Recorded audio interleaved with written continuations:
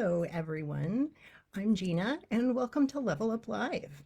Today, I decided to get a little bit political, I suppose, and I'm going to be talking about knowledge hoarding and why we have to change the culture of academia, especially as a workplace.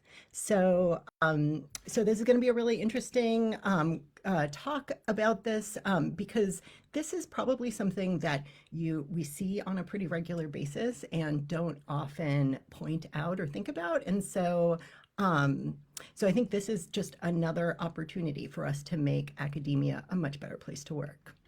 So, everyone who's watching, I would like you to imagine yourself in a meeting or at a conference when people start discussing something, a person or an event or a topic that you don't know about. Or, maybe you've been somewhere and people are using lingo that doesn't make sense to you. Um, I want you to just reflect for a moment on how that feels to be that person who doesn't have that information.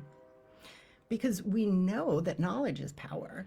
And really, sadly, some people believe that by restricting that knowledge to their inner circle, they can wield power over those outside of the circle. And for those of us who end up being outside of the circle, in an individual instance or just sort of overall, it has a huge effect. I would say that most people internalize it as part of their imposter syndrome. So, when we think about imposter syndrome, it's not necessarily always something we make up. We're internalizing some of these issues. We end up feeling weak and powerless because that was probably part of the intention. And we do not want to be discovered, right? We do not want to be revealed as the one person who doesn't have that information, even if we're not the only person who doesn't have it. As long as no one speaks up, then we can each individually feel like we are the only one who doesn't know. So I feel like it's almost like a pressure cooker for feelings of inadequacy and marginalization, because speaking up is a risk rather than something that would be rewarded. And so, regardless of the topic of conversation, you are immediately excluded, meaning that you're missing out on the power to make decisions or to be seen as a capable colleague. So, now that I've just dramatized your worst professional nightmare, let's take it apart a little bit. So, knowledge hoarding, or the practice of holding on to vital information, even when, or especially when, other people need it.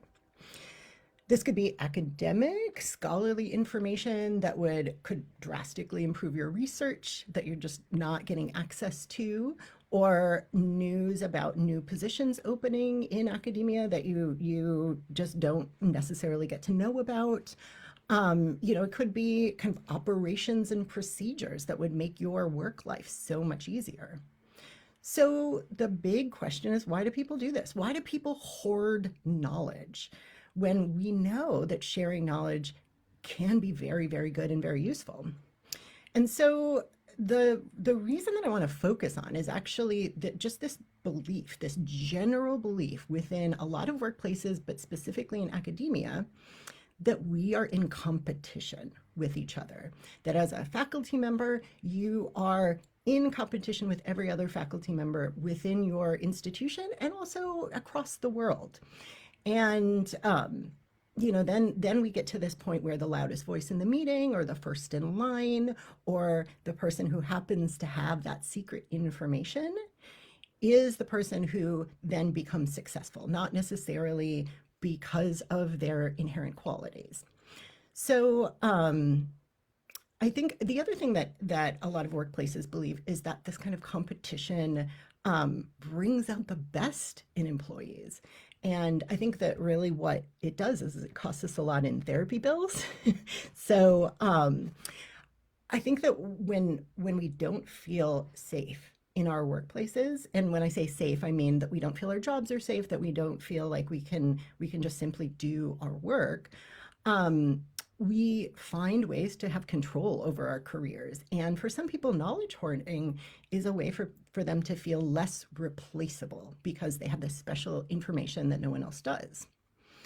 So this is a really, really important topic for us because it is mainly women and people of color who are consistently excluded from that circle of knowledge. And so it's a practice that breeds inequality as those with power simply hold on to it and reinforce that dominance over those who aren't in the know. But the really good news here is that we can see it, we can identify it, we can name it, and we can take it on. And so I want to talk for just a second about how we promote a culture of cooperation and knowledge sharing. And I'm going to give you a whole bunch of ideas here, but they all kind of boil down to the same thing, which is that information is valuable and more valuable when you share it with others. And that belief should be the very basis of academia. So some of the things I would suggest is that, of course, you want to share your knowledge far and wide. So if you can contribute to open source knowledge bases, that can be very, very helpful for other faculty members who want to be able to have access, or independent scholars who don't have those connections to get past paywalls. Volunteer your grant-winning proposal as a template for a colleague. If you have already achieved something, it is only going to make you feel better to be able to help other people get to that level. The other thing that you can do is push for clear and documented processes within your university or your department or your committee or whatever it is, so that no one can say, I thought you knew that, because that's the most frustrating thing you could possibly hear, right? So if you don't know something, I want you to go ahead and speak up. Normalize the process of asking questions and acknowledging that there are gaps in knowledge. Also, as a side note, don't apologize for not knowing something. The only person who should feel bad about that is the person who knows and doesn't share.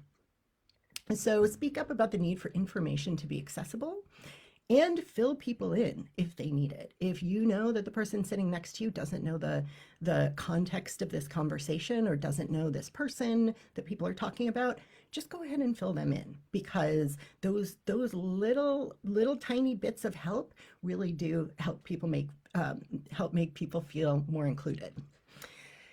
But the last thing I'm going to say is that the most important way to deal with this awful and inequitable practice is to deal with the underlying issue. So repeat after me, we are not in competition with each other. And we can talk later on about the scarcity mindset and a lot of the fears that we have about getting and keeping positions, but in its most basic form, we are not in competition. Because I am successful at something does not mean that you won't be as well. And so I'm just thinking that this kind of professional competition also pulls us really, really far away from our mission. And so as we've really focused on being mission oriented and really knowing where we're going, to be able to be pulled in a very different direction just because you feel the need to compete with someone, that's going to take you away from everything that you plan to be doing. Unless, of course, your mission is to just be better than everyone else every day. So just as you share information with anyone who needs it, wouldn't it be great to share that kind of praise and support for other people for fulfilling their own missions and following their own goals and values?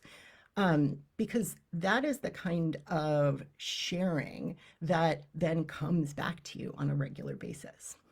And of course, it's in these really small ways that we disrupt the status quo and make academia a little bit better place to work. So as I finish up today, I want to challenge you to support your colleagues even more than you already do. So we often have the opportunity to cheer people on in our Facebook group. And there are all kinds of other ways to celebrate people's successes. So I want you to think about whether or not you can find a way to cheer someone on or support someone or celebrate their successes every single day. So thank you so much. I really love talking to all of you. And if you have any thoughts about this, definitely drop them into the comments. And if you're watching later, not watching this live, you can just do hashtag team replay. And I hope you have a great week.